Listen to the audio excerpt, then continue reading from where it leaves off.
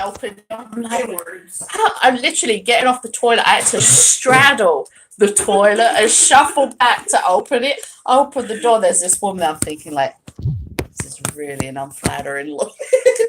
Hey, the guy that was in the bathroom when I went in there after the movie was a damn camel. He was, and you know he was because he was pissing in the toilet, and you can hear him pissing. I walk into the bathroom, he's still pissing. I got done pissing, washed my hands, he was still there. I was like, dude, what the fuck did you retain the water for 3 hours? Probably did.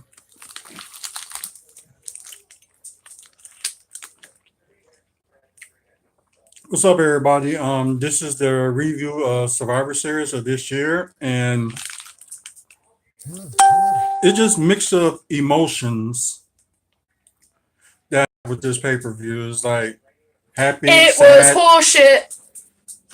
It was horseshit. It was horseshit. For those of you that are wrestler fans, I recommend watching the old school Survivor Series just to get that one out of your head. Now, the thing is, it wouldn't have been so bad if we didn't predict everything. You were wishing that SmackDown would win something. You were wishing that something unexpected would happen. But the endings on a couple of the matches were weak. Some of the matches were actually pretty damn good. But like the last match that was done with Daniel Bryan and Brock, it was so strong up until the very, very last, I want to say 20 seconds. Heck, the best match was the beatdown at the end with Charlotte and Ronda Rousey. That was the best part of the whole damn pay-per-view. But as you saw it right from the get-go and from the pre-show, why don't you bring us up to where myself and Mike joined in? For those of you that don't know, we went to see the movie Bohemian Rhapsody. See it. I give it a very strong 10. Go see it. You got movie critics already? But anyways, I don't think it's gonna be a movie theater that's very long. I said this pay-per-view was like full of mixed emotions, just like what, how, what, where, who, and why. The first match was a 20-man tag with the tag teams of Raw versus the tag teams of SmackDown. And Team SmackDown ended up winning that. Excuse me. The Usos ended up being the sole survivors of their team. And that was a good way to kick off the show because it was a good match. Okay, you need to watch your hand when you're gesticulating because you're blocking the camera at the bottom. Oh, the YouTube viewers. Yeah. I'm sorry about that. Actually, it was more of that pay-per-view was not who, what, when, and why. It was a strong why. Yeah. It was. And I mean, I understand that they're trying to, they want certain people to win and everything. But this is the third year that Raw has taken Survivor Series. Mm-hmm. And it's sad because SmackDown has got such heavy hitters and everything. And then as Mike pointed out, you got the match with Braun Strowman in where he literally takes out pretty much all of the SmackDown team. Yet when they put him one-on-one with Brock Lesnar, he can't win. Yeah. You take out 5 people in a matter of 2 minutes, but then when he put you against Brock Lesnar, let's give the belt to somebody that ain't never going to be here, that we never hardly see on television, instead of giving it to somebody that can easily hold the title and represent the company the right way because he's always there. If you give it to somebody like Brock Lesnar, you'll see him, 2 or 3 times probably in a year's time, man. And then wondering why all these other competitors on Raw are doing what they're doing. There ain't no point in going out there killing yourself if you're going out there giving like 10-star or 5-star matches and you getting no recognition for it. What's the point of having Brock Lesnar, having a guy with the title that's hardly ever there to defend it? Why are we out there killing ourselves if we ain't never going to get that push because they keep handing it to this guy that ain't never going to be there? Right. Yeah, that was a good statement. Well, we will get more into that a little bit later. As y'all saw on the pre-show before they made little switches on the 5-on-5 women's Survivor Series match. They kicked Natalia and Ruby Riott out because they were too arguing and fighting. So they booted them, and I thought they was going to do some call-ups or something like that. And I thought SmackDown would have done the same too, but their fifth member for Survivor Series team for the women's was number Mandy Rose. So not much exciting, but thought it would be. It could be an opportunity to bring some people up from NXT and could have done some good there. It's the same thing for the Raw side when they kicked Natalia and Ruby Riott out. It was Sasha and Bayley that they put as the final two for their team, which one of them you wouldn't mind them being on the Bailey, I team. wouldn't mind. Sasha. Yeah, we know. But either one of them would have been fine, but they could have added somebody else just to spice it up. Did like a call up from NXT just to spike it up, but they didn't. And speaking of which, that was the very first match of the actual show. They booed the holy hell out of Nia Jax. Did they really? Yes, they did. They really booed her, and they were saying Becky's name and all that. Like I said, the only way you can redeem yourself by that by watching the old school one. My recommendation for probably 90 to 92. Well, it's like when WWE goes to these big cities anyway, half of the fans end up becoming complete a-holes anyway. Yeah, they got good reason for today. Okay, go to the first match of the actual Survivor Series. All right, like I said, it was a 5-on-5 women's Survivor Series elimination match.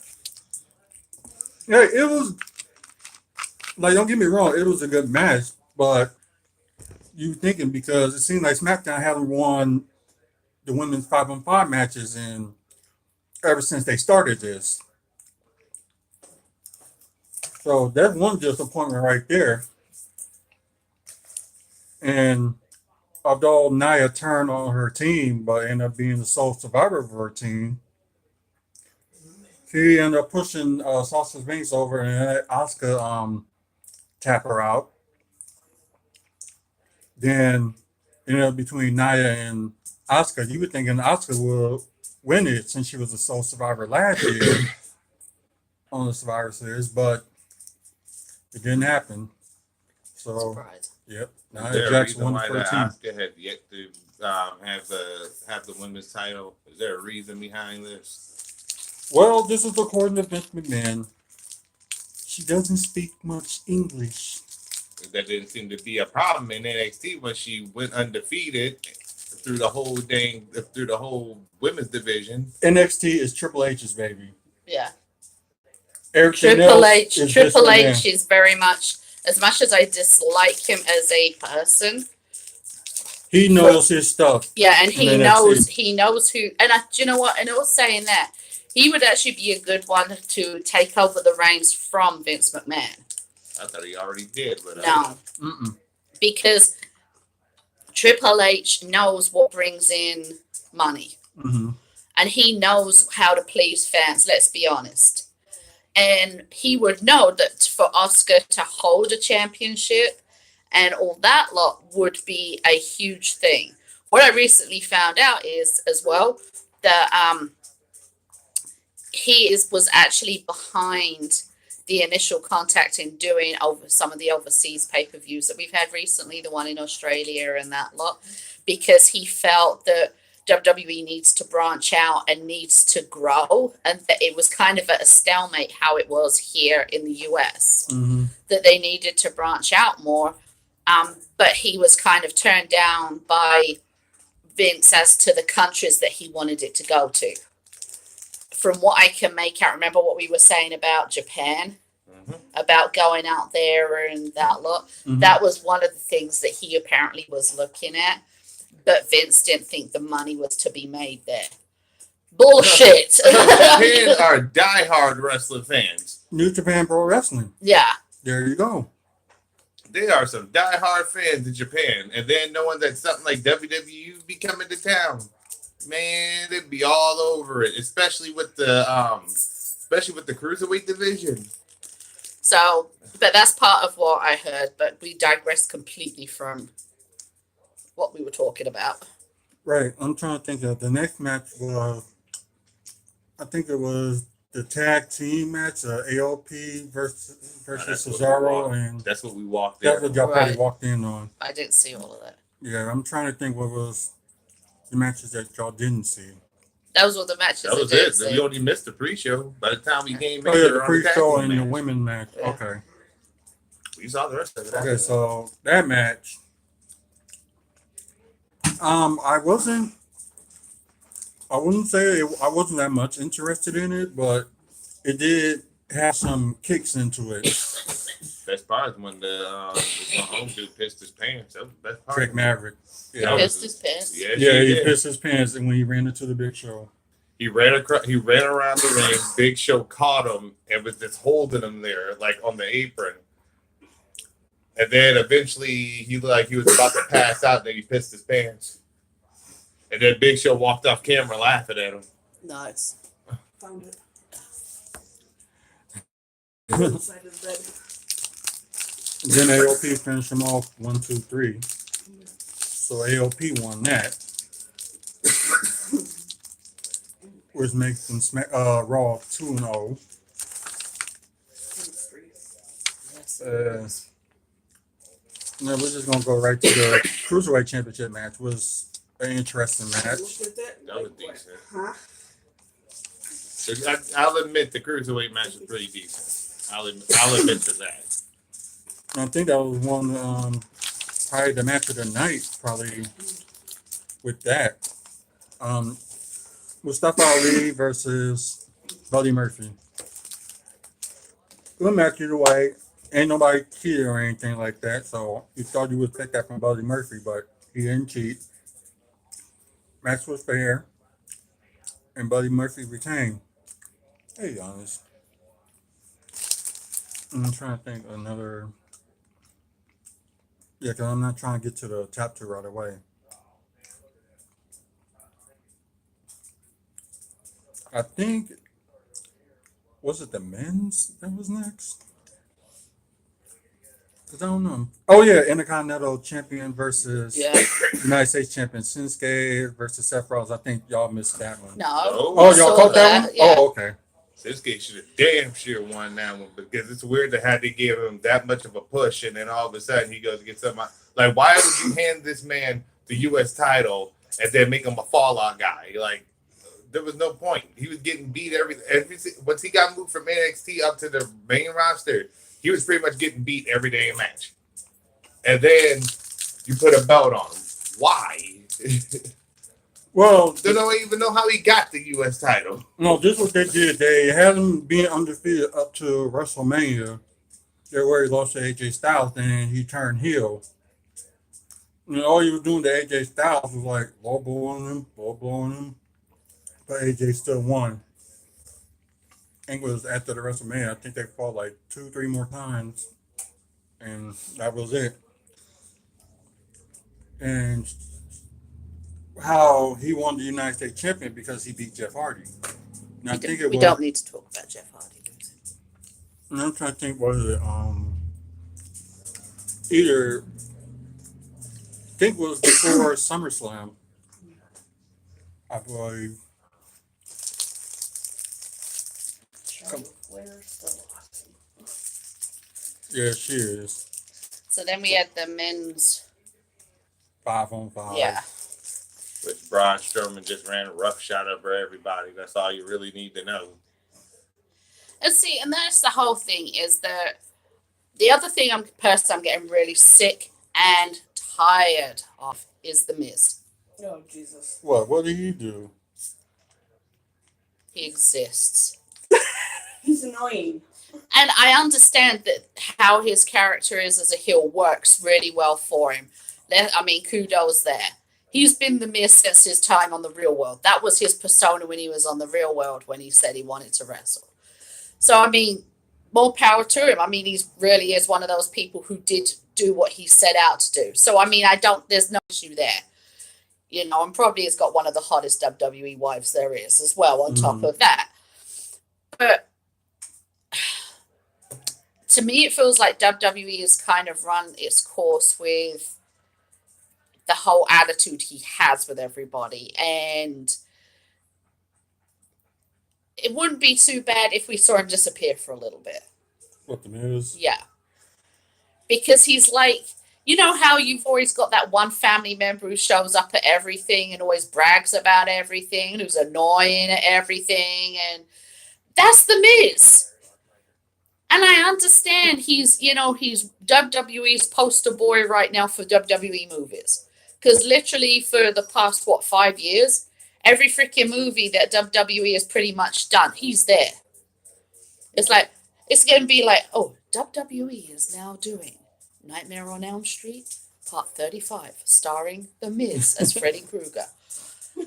Seriously, that's what it's like. It's, he is one of the, and yeah, as I say, his character works. But it's the same story every freaking match with him, every pay-per-view with him. There's nothing different. There really isn't. He just changes the people who are with him. There's really nothing else that needs to be done.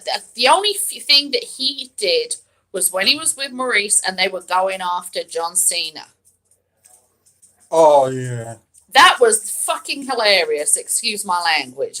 I loved every minute of that. But it's like, he pulls the same facial expressions when somebody does something bad. It's like, okay, remind me which pay-per-view I'm watching, because I've seen this like whole thing, 20 times before. And they're thinking of turning him face. then maybe it'll work better if he is a face for a little while. I don't know. He was once before. Yeah, and he was good at it. He really was. And I think he was still like the Fallout guy. He was losing every match. Not he really. He became a champion when he made his heel turn. He's been heel ever since. And there's only so many people who, saying that, no, pretty much everybody has had long runs as a heel and long runs as a face. Only very few people can actually make the transition good. Yeah. Right. Miz probably would not be one of them.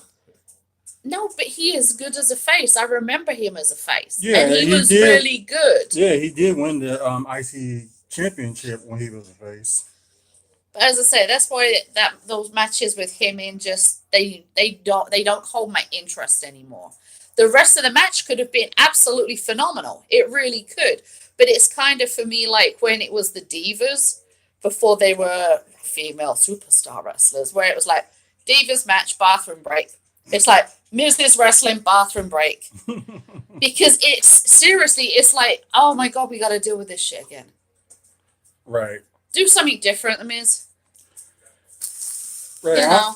No, I understand you, like, not that big of a fan of his, like, how he portrays himself. Yeah. Yeah, I can understand. I will say, though, when he is in town and he's meeting fans and stuff, Thanks. he is absolutely phenomenal with the fans. Oh, yeah. He really is. He's He was really a on people that. person. He seemed like he was on edge that night. I don't know. Might have been. Oh, you talk about that night that him and a whole bunch of people in John Cena arrived? No, it was after No. this. I'm talking about when I met him. It was like way after that. Oh, okay. He seemed like a little bit hard because when I first met him, and like I was sitting there waiting, and then like one of the other fans, he's like, "Is that the Miz sitting at the bar?" I was like, "Let me go check." So I got up, I looked in the bar area. I was like, "Oh yeah, that's him." He's like, "Don't bother him though." Like I know that I have home training. I don't bum rush. I just don't bum rush somebody famous. So he waits there, then he comes out the bar. I was the first one to ask him. I was like, "Hey, Miz, do you mind if I get a picture with you?" He's like, "Yeah, sure, but make it quick." Like, and I was like, "Okay." I was like, "Oh, at least it stopped." Then one of the other friends like, "Hey, Miz, I'm awesome too." He's like, "Yeah, aren't we all?" That snapped a bit, like a quick picture of him. He was barely smiling in the picture. It was like one of them half smiles, like. See, I liked it when he was with Alex Riley, because Alex Riley to me was just like amazing. especially with Robert, because Robert was the only kid at the hotel that night, remember? Mm-hmm. And Alex Riley was down by the bar, and Robert was sat next to me, and Alex Riley came over, and he's like, right, little buddy, you like wrestling? And Robert's like, uh-huh. He's like, Mom, that's Alex Riley. I went, I know. Look who decided Yep. to join the podcast. And Alex Riley was like, come on. He looked at me and says, is it all right if I buy your son a Wait for the drink? And I people. said, Robert, you want to go and have a drink with Alex Riley? He's like, uh-huh. And Wait Alex to Riley touch took him. him to the bar, bought him a drink, and I followed behind. And he was like, yeah, he said to the barman, he's like, yeah, this is my buddy here, his future wrestler. He said he'd like a drink. And the bartender made him a kiddie cocktail, and he was talking to my son like my son was the only wrestling fan there. And for me, that says a lot about a wrestler who does that. Wave to the people. But it was the same with what's his name as well, weren't it? Teddy Long, Yeah. who did the same with Robert. I Like, never met him yet. he sat down with Robert was sat down, and he went over and sat down next to him, and he's like, you going to the show tonight? Robert's like, yep. He goes, look out for me, I'll be there. And so some of them are really good. What? But- the bear again for the second time. What's up? Going back to Survivor Series, so All you up in the digress camera. completely. Look at she try to get her 15 minutes of fame. Well, of course she is. On this stream, she Pardon us for not being able to see our faces anymore because We have a show stealer. Mm-hmm. But back to the 5-on-5 men's Survivor Series. It was just like she was saying, like Braun Strowman was like dominating, and the weird thing was that Bobby Lashley didn't get much. he was in the ring twice, He wasn't in there that much, Yeah. 2 times. right? And they let the ending layout was like the same thing as last year, with Shane McMahon being by himself. Yeah, it was. With like maybe 3 or 4 people they had to eliminate, but I think in this case it was 3. There, yeah. was But it Bobby always Lashley, seems to be- McIntyre, And as much as I say, like, when Miz is involved, it's like the Miz show and everything. When Shane McMahon's involved with anything now, it turns into being, look at me, I'm Shane. Do you know what I mean? He's one of those people who doesn't know how to let other people shine.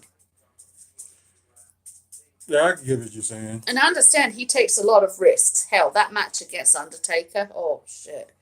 Where he jumped off that. That's still...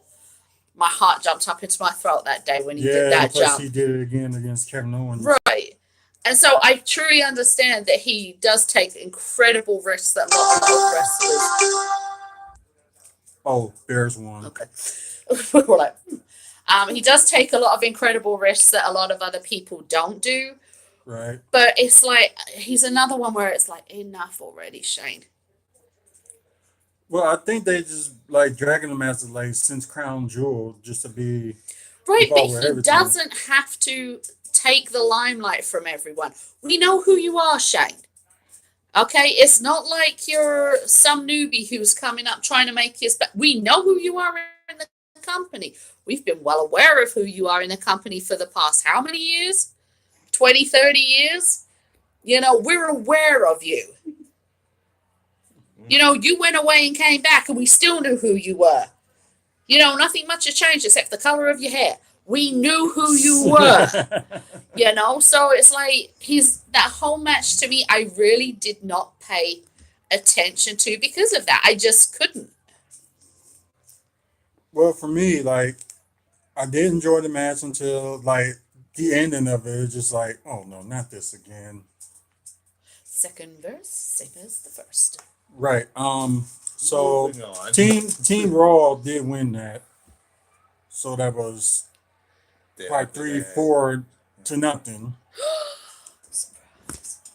See, even my laptop wanted to pass out with shock at that one. Sorry. But Once again, moving on. and I think it was the women's match Yeah. that was Yeah, Best ending ever that was on the pay-per-view. that match was the pay-per-view. When Yeah. people talk about the pay-per-view, that match is going to be the highlight of it because, as Mike said when we were watching it, Charlotte harnessed her inner dad.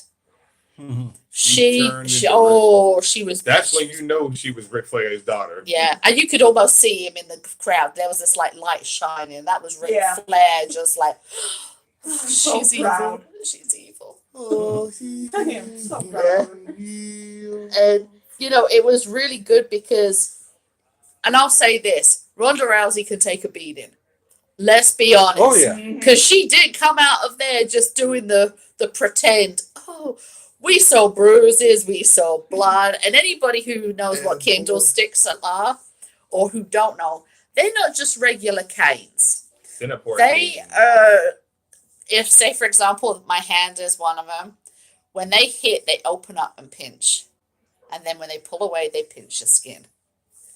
I do know this firsthand because I had JP hit me on the arm with one. Don't you remember our very first show? I feel like this now. If wrestling friends are watching this and they don't know what a Singapore cane is or a Kindle stick, then they should stop watching wrestling. You are no longer fans if you don't know what the heck that is.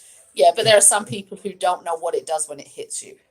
That's the whole point of me mentioning You what can it actually does. tell just by looking at it. But for her to take the beating that she did, that one of them shattered. Both of them. Oh, I Yeah, can't even. Yeah, that was a good match That too. was. I wish that Charlotte had won it and then just carried on beating her mercifully. Mhm. But No, she it did was. that anyway. She just was just like. And it was It was funny a fuck it moment, you because know. Ronda played the whole, what's the word I'm looking for? The sympathetic wrestler had to get a beat up and the crowd still booed her. Yeah. And that's the thing that Snarks. normally you get the people who win, like say for example, in any what we would consider normal situation, when Charlotte Flair went off the way she did, you would normally have the crowd booing her. No, not this time. The crowd was happy. The crowd loved every minute of it. Ronda Rousey walked out there. It was all about 5 people. Yeah. You know, you had people saying, thank you, Charlotte. I mean, when you're beating the shit out of somebody and they're doing that, I don't know what the plan was for Charlotte, whether she was supposed to, whether WWE thought they would get her booed and everything. Didn't work. If that was the plan, they failed. But I think that's another case of where fans are so sick and tired of UFC people coming in. You know what I mean? And taking championships. The only thing I will say is at least Ronda Rousey shows up. Mm-hmm. She does show up on Monday Night Raw. She does do her part. So we do see her more than what we do Brock Lesnar. Right. But I think part of it is that there are so many fans who are like, well, why is she holding the belt when we've got people like Oscar who could be holding the belt, where we've got people, as much as people complain about how many times Charlotte's held the belt and other ones, why are we taking the belt outside of WWE again? Yeah, And I think that's part of why Charlotte was cheered so much, because people were seriously, they're sick of it. They really are. And you can tell by how people are responding to Brock Lesnar winning. Like the guy at the end of Brock Lesnar's match who's like, here we go again. You know? Right. Like giving us hope. So we might as well just talk about that match. Yeah, that's the only one left because that was the main event. There was no other matches. Yeah, I was surprised that was the main event. That's what I was surprised that it was the main event. It's Brock Lesnar. Yeah, any other time it wouldn't be, I swear Brock's in the back afterwards giving Vince a nice hand job or on his knees caressing his ball sack, because there's got to be a reason. No, I think the roles reverse. Oh, you think Vince is doing it to Brock? Mm-hmm. It is, because otherwise it's like, why is he holding the title and Braun could have had it? Yeah, but not only that, why was it that when Brock failed his drug testing with UFC, WWE still kept him there with open arms? Yet when Roman Reigns failed his drug test, he was suspended. So what is it? It's okay because he's on a different contract or something? I mean, to me, especially because we mentioned it, when you think about it now, it makes a lot of sense that possibly why Roman was smoking.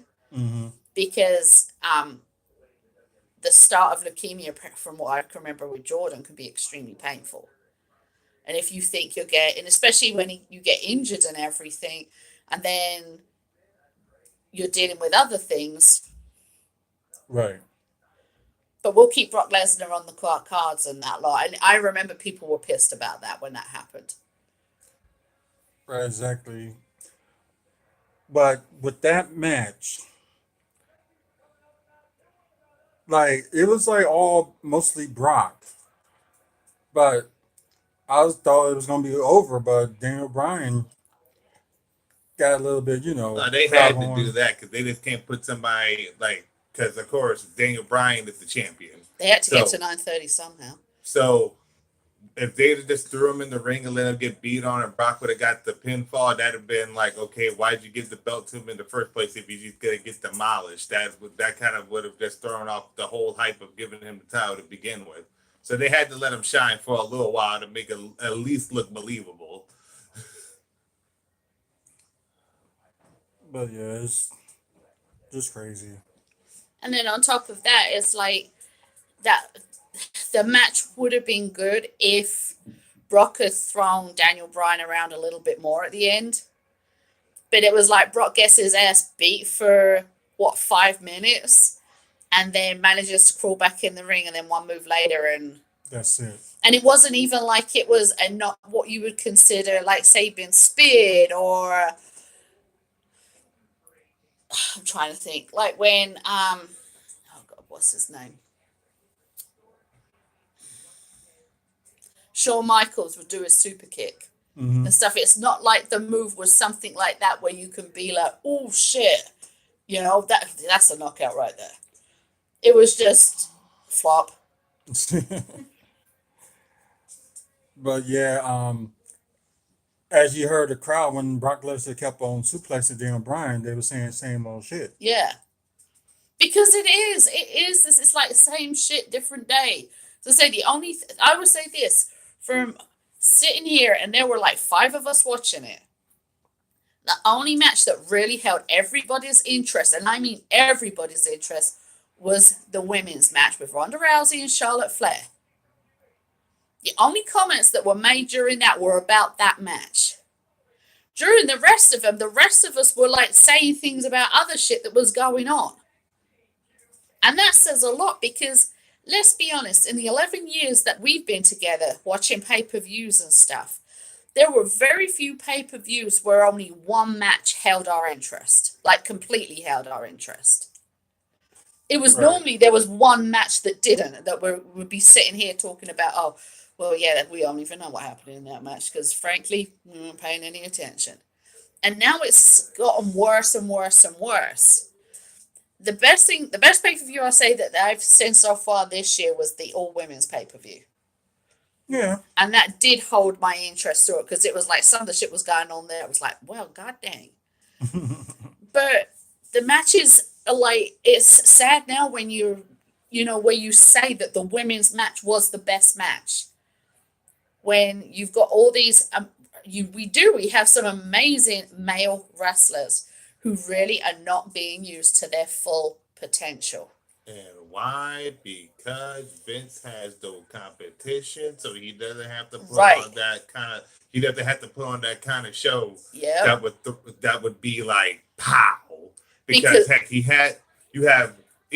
okay. I'll say there's 4 companies out there right now. You got New Japan Pro Wrestling, you got Lucha Underground, you got Ring of Honor, and you got TNA. Which is now known as Impact Wrestling. Now, WWE has the network, which means you can watch WWE whenever you want to. It comes on twice a week, Monday and Tuesday. Within those time slots of any other company, they don't come on until like later on that week. Like, for instance, like Raw comes on Monday night, and then SmackDown's Tuesday night. TNA comes on Thursday night. Ring of Honor comes on Saturday. Saturday and Sundays. Unless you have cable, you ain't gonna be watching. You can't see Lucha Underground and you can't see TNA because they're both on cable-based channels. Since they're all scattered all over the place and none of them is in that time slot where Raw or SmackDown comes on, Vince McMahon has no competition. He could put on anything he wants, and people are gonna watch it regardless, no matter how bad it is, because WWE is up there. Well, and the competition against TNA to me changed when they changed from their original hexagonal ring to a square ring. Yeah. That to me was their biggest mistake, and that's when trying to compete. Yeah, but that's where their fan base dropped. People used to watch TNA purely because the ring was different. I think they switched it back to it. They Yeah, they did. did. But by then it was too late. They'd already lost such a huge fan base because what drew you into TNA was one, it was so insanely brutal that it would hold your interest because it was One like, time, yeah. and then you had the ring being hexagonal, which Octagon. which for me was just like the best. And then you had Hulk Hogan come and take over. And the ring changed. And you could see that he was trying to do another WWE. And it didn't work. It really didn't work.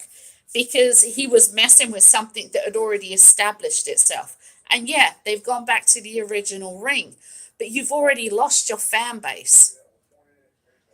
And we know from watching it, because it got to the point where he was like making this announcement about how great this ring was. And it was like, we were thinking, well, what the hell can he do to the ring to make this any better? And it was like, oh, we're going back to old school traditions. It's like, why the fuck for? You would, that's why people watched you, because you were different. Mm-hmm. And that, I think, to me personally, was when the fan base started to edge away. And then, but as partly agree with what Mike said about like WWE has monopolized the time slots.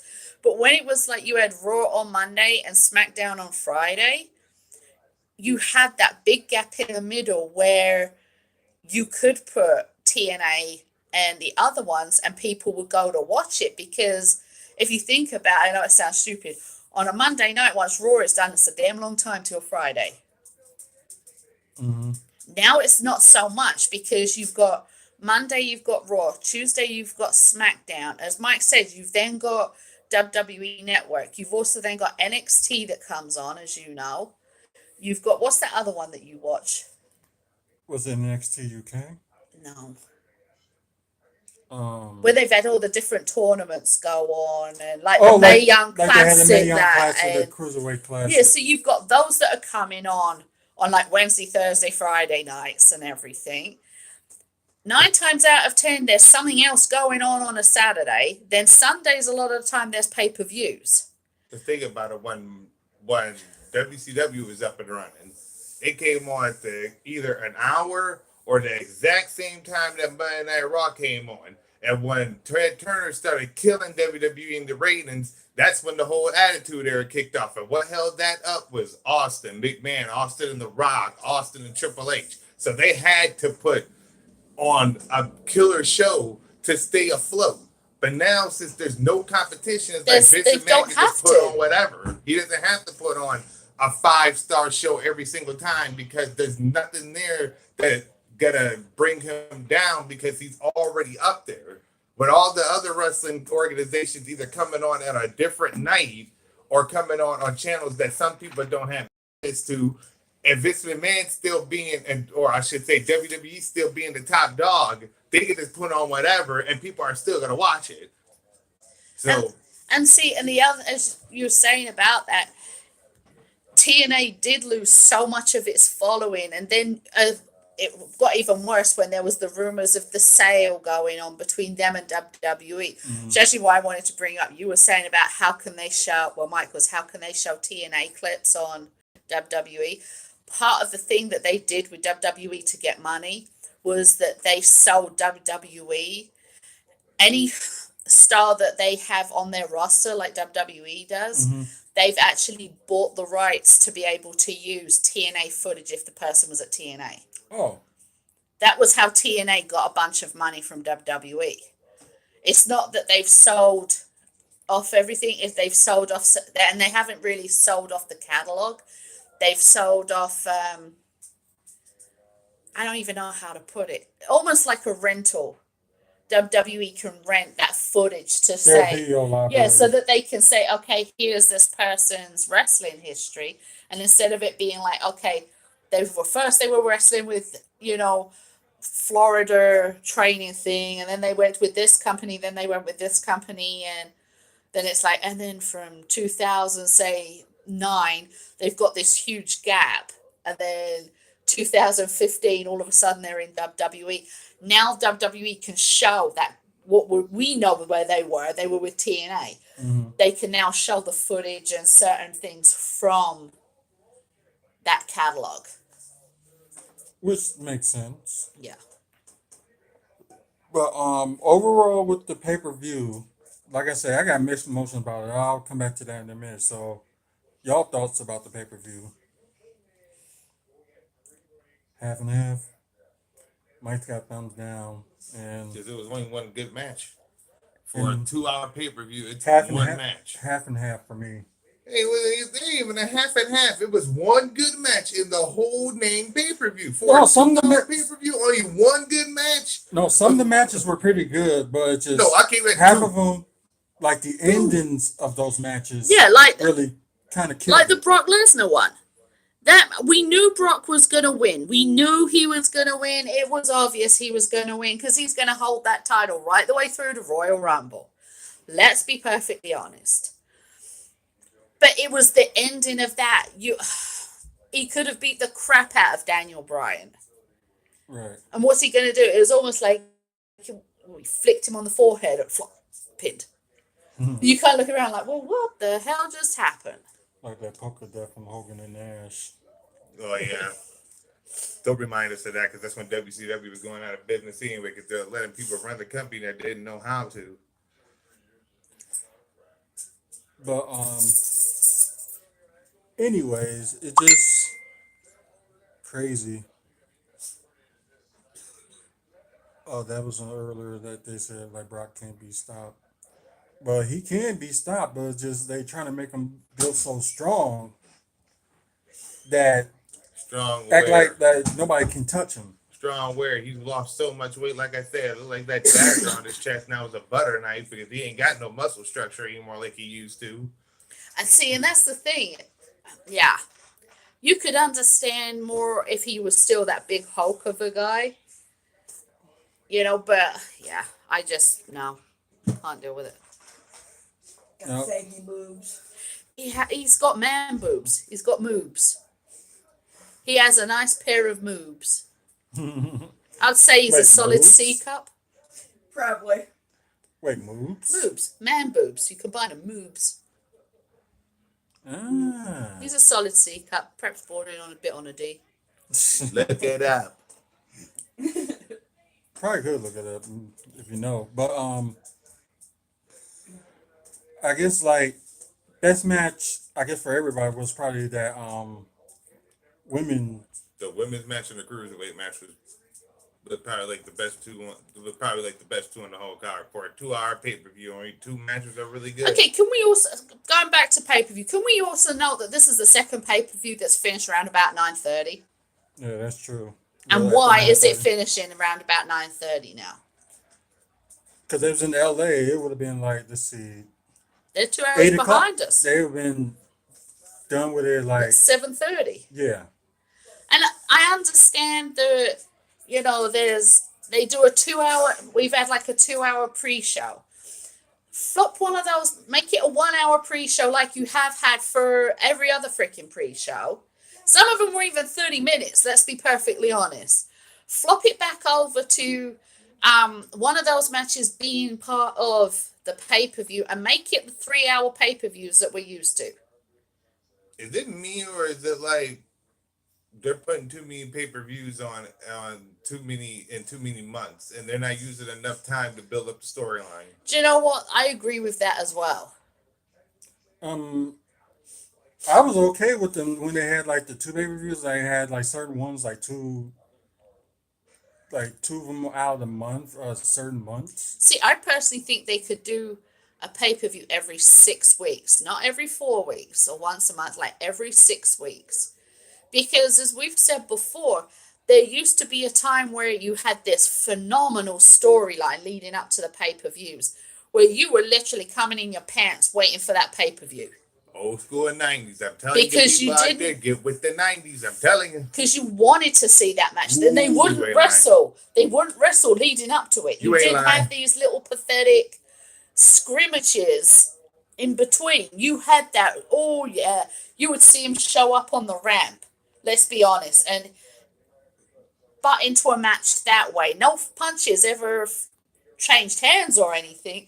They would just be standing there and would, I don't know how can I distract. stress this enough, people. Please, if you got that network, go back and watch some early 90s pay-per-views. It would change your aspect on the whole thing of how they showing them now. But I think if Truth be told. they went like every 6 weeks, to me that would be good. Because this 2 or 3 pay-per-views a month just... Well, now they're back to being one pay-per-view a month. But still, they don't put no emphasis on the storyline. They just throw 2 people together, hope for the best, and then put them together in a pay-per-view. Yeah. And ain't no real story built up behind it. Well, with the Charlotte and Ronda Rousey, that was like a last minute thing because of what happened. Oh, to but Becky. that was different. When Yeah. it's a last minute thing because of an injury. That's one thing, but when you That got was a like different- 2 healthy people, and you know they're gonna be like other paper, especially the champions. If you well, with Roman Reigns an exception also because he ended up He going was to the sick, hospital. so yeah, that's a But whole when you different have thing. 2 fresh people, and you know they're gonna be in the pay-per-view, put some emphasis on the storyline so that way when the pay-per-view comes around, you can't wait to see the match. Don't use like. And besides, like I said, WWE comes on 3 times a week. Counting NXT. It comes on Monday, Tuesday, and what day does NXT come on? Wednesdays. So they got all 3 of the 3. They got the 3 first days of the week to build up the storyline leading up to the pay-per-view, and yet they don't put no. Well, I can't even say NXT because NXT has its own pay-per-view altogether. Yeah. But with Raw and SmackDown, they get like the big pay-per-views. And you know who's going to go against each other, and yet they don't put no emphasis on the storylines whatsoever. They don't make the storyline interesting enough to be able, when the pay-per-view comes around, like, yeah, man, I was waiting for this. And see, I can't wait for this to happen. I think part You of it see is, now, and it's like the pay-per-view is like, we already knew they were going to but go the against part each of other. it like, is now is to me is that a lot of the people who are doing the writing for WWE aren't wrestlers. And there's their Vince McMahon. Yeah. Nobody has the balls to stand up to the boss. And sadly, yeah, you can get in serious trouble for standing up to the boss, let's be perfectly honest. But so, to me, some of the wrestling matches, as we said, Charlotte's match was phenomenal. For her to be able to step in for Becky at the last minute, and let's be honest, Becky's injury does look bad for her, that eye and the bruising and everything, and you know it's bad for WWE doctors to write her out and say, you can't wrestle. But for her to step in and command how she did, and she proved that she's her father's daughter, just the way she commanded that ring. Right. She owned that ring. Even when she was getting beat on, she owned that ring. That ring was hers. And I think that's the other issue, is that you've got all of these wrestlers who are very good wrestlers, but not all of them have good ring presence, if you know what I mean. They've got the technical things down. They've got they know how to wrestle, let's be perfectly honest. They got the talent, but not the psychology. Not even that, they don't know how to like command a match, like how Yeah. to take control of it to make the other Right. person look Even better. if they're destined to lose that match, you know there are some wrestlers who, like Charlotte this evening, who got in that ring, lost the match, but owned the match. That was her match, regardless of the outcome. Very few people know how to do that. To get in the ring and command the match to make the crowd go back and forth, Right. to where you don't know what's really gonna happen. Right, and that's the whole thing, is that I think WWE's got to bring more emphasis on making people's in-ring personas stronger so that you are interested. And oh, excuse me, I just choked on my own butt. Oh, that was nasty. Woo! Good Lord. There's only been very few people that have been able to do that. Oscar, who Vince said her English isn't good, but when she walks out from behind those curtains, she knows how to speak with her body. Mm-hmm. And anybody Damn good who body at that. Damn good body. and anybody who's been involved in acting or that lot knows that you can have somebody not say a goddamn word, yet everything about their presence, everything about their body language, everything about the way they move draws you in to the point where you're just waiting for them to open their mouths to say something. Some of them won't ever do it, and that's what she has done. She has learned that, yeah, her English may not be the best, but she knows how to make the crowd want her. I know about two people in other categories that know how to do that. That knew how to do that especially well. Who? MJ was one of them, and I know I'm not talking about Michael Jordan. Right. And the other one was Bruce Lee. He stepped onto a screen, didn't have to say a word. You knew what was about to happen. Right, but I mean, and that's the whole thing is that they need. For some of the wrestlers, they need to have acting coaches come in and teach them how to present themselves. Because, let's be honest, you wrestled. You know there are some people who set foot in that ring who can't wrestle worth shit, but have such amazing acting skills and are able to command the crowd. It don't matter that they can't wrestle for shit. And then you've got some whose skills who are really, really good, who are so fucking stiff, you might just as well be wrestling with a freaking kendo. Take it from a person that's been knocked out by somebody that didn't know what the heck they were doing. I'm gonna take you down the salt. Okay. I've been knocked down in the ring before, and the guy that did it I'm not going to name any names because I'm not going to put anybody out there like that, but I have been knocked out in the ring due to a person that had no idea what the heck they were doing. And yeah, I'm surprised I am still walking and functioning because of that. And that's the whole thing, is that if they brought in some acting coaches from people who could teach them that, you can walk into a room and command people's presence. That's something you can't teach. You have can't, to. Mandy? It's you something can, you have to know. You pick it up right. over the, Yeah. especially in wrestling. But you have to be able to have somebody come in and at least give you a hint and say to you, okay, you're walking into this ring. We know once you get started, you are an amazing wrestler. But from when you step out from behind that curtain to when you get into that ring, you're about as interesting as paint drying. The only way they could Brock possibly do Lesnar that- has zero skills from being able to walk from that curtain to that ring. That's where he's got Paul Heyman.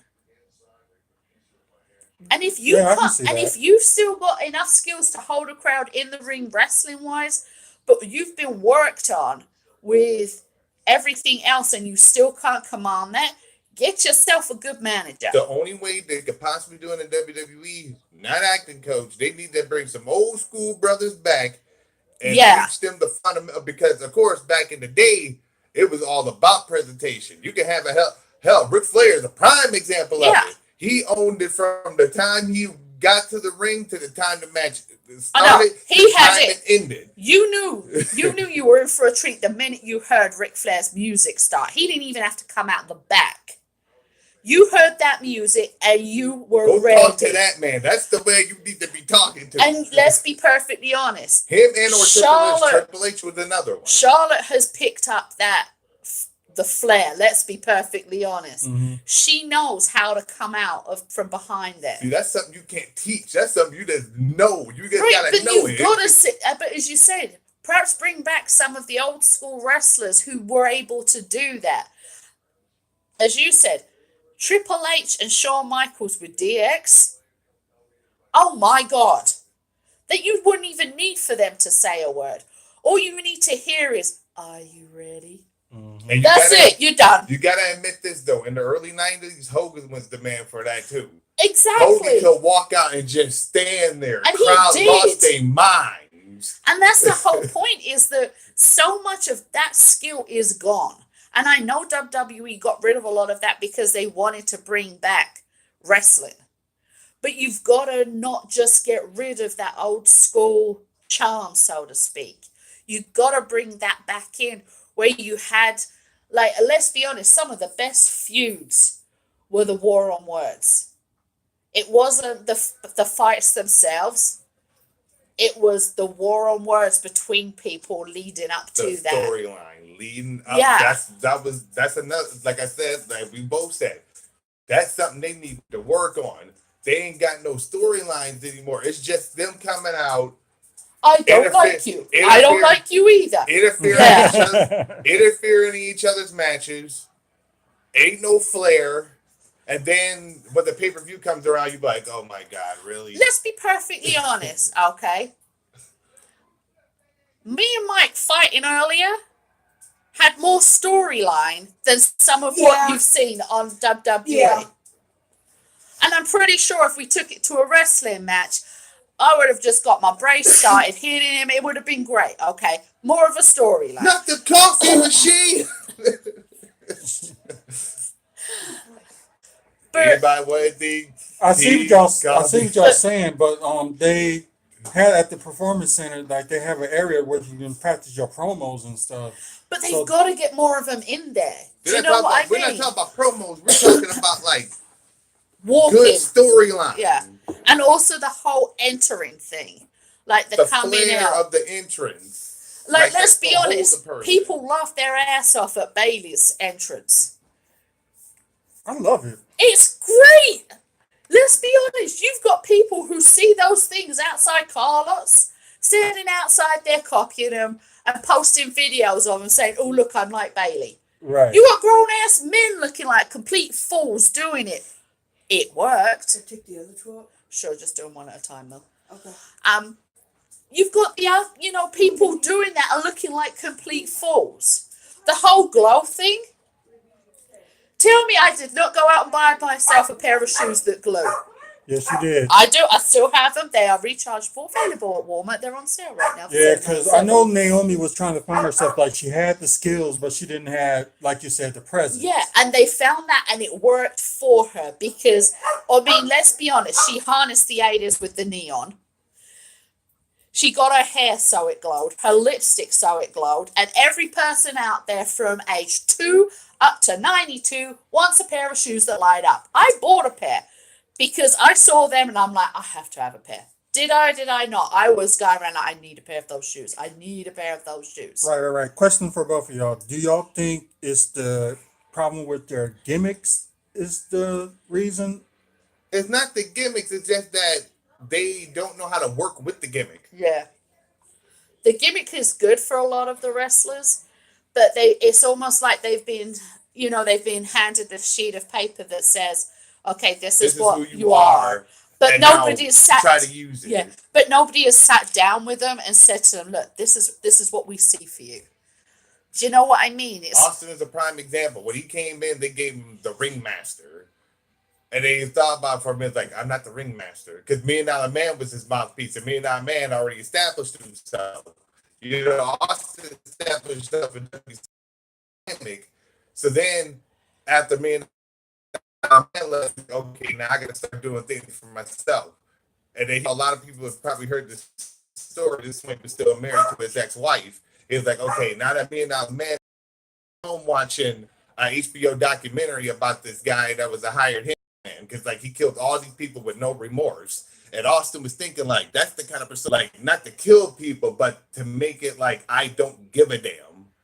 So then they sent them all these cheesy, hulking names like Ice Dagger and Fame McFrost. He's like, this is not going to work for me. His wife is the one that gave him the name Stone Cold Steve Austin. And he just took it and ran with it. And look, now Austin is like one of the, if not the biggest star that WWE has ever had. But everyone knows him. Everybody knows who Stone Cold Steve Austin is. And see, and that's the whole thing is that I think that, you can't, like if I said to you, here, read this, and explain anything to you. Prime example, okay, hold on 1 second. a little bit off track in regards. Say you said to me, I want to help you with stuff from Anna's memory. Uh-huh. And I just say to you, here's a sewing pattern, go do that. You're going to look at it and be like, okay, I'll give it a try. And it's going to be awkward. And it's not going to work very well. And it's going to be a bit stiff. But if I sat down with you and said, look, this is what I need you to do. I need you to cut out something that's this shape. When you get onto the side, so down these sides, and then you've got to leave a little pocket. When you get that little pocket, turn it inside out. Cut these edges off so you can get a sharper corner and all this lot. You sit down with someone and go over it, you're going to get it better than just handing them a sheet of paper saying, follow this. Mm-hmm. And that's basically what they need to do with WWE with the stars, is say to them, okay, this is what we want. This is the idea we've got outlined. This is how we see the character. And sit down with them as a team and brainstorm over it. Because let's be honest, when they changed the Usos costumes, what was everybody saying? It looked like they were at the gas station on the corner about to drop their mixtape. Mm-hmm. They looked like they were going to come up to you when you were pumping gas. Go, got my mixtape here. $5, it's yours. Come on, $5. Did it not look like that? And why would they even change their persona? They're Samoan. And that worked. And that was the whole thing. I mean, and yeah, they could have changed it slightly, but they went from one extreme completely to the other. And they could have slowly changed the costumes and kept in with the Samoan line. And if they followed, if WWE had actually bothered to look at Samoan, there are people in the Samoan heritage who wore pants and different clothing and everything. So if they wanted to do, they could have followed that. We're going to have to wrap it up. My laptop's going to die in a minute. Yeah. Ah, darn. All right. We were having so much fun. We could carry on tomorrow night after all. Yeah, we can do that. We'll be back tomorrow night after Raw. Let us know your opinions on what y'all think about tonight's pay-per-view, especially people on Facebook and people on YouTube. And also check us out at WrestlingFansSpeakOut.com. I was going to make an announcement, but I'm going to do it on the WFSO page. So you get a chance to check it out. Check out the WFSO page, and the announcements will be on there. So this way, the announcements will be very interesting. So just watch out for it. Tune in. Y'all have a good night, and we'll see y'all tomorrow. And cut.